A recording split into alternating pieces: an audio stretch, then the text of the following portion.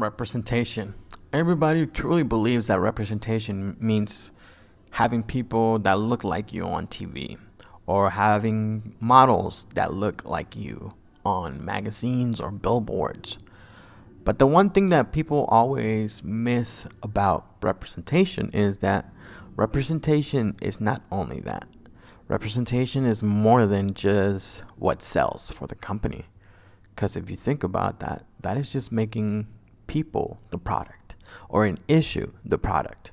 One of the main examples is the thin blue line of officers on how that became so corporatized and capitalized from, and other issues as well, such as BLM or indigenous manners, such as, let's say, how Nike Factory or Gucci or Polo recently is launching new marketing campaigns with supposed representation of indigenous people. The representation of the indigenous individual is there, definitely.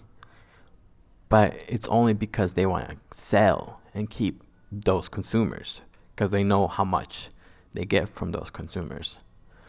The one thing that really is troubling is the fact that people forget that representation is behind the curtains. At least that's true representation. Representation is producers, directors, board of directors, investors.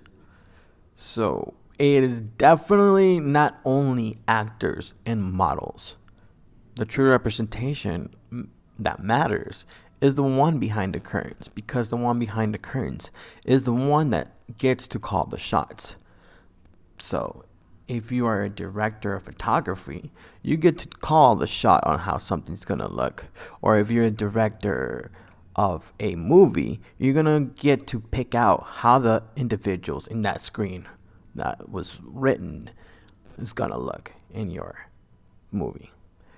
So if you're a producer, you're going to get to choose the people behind the casting or the recruitment and so on and so forth.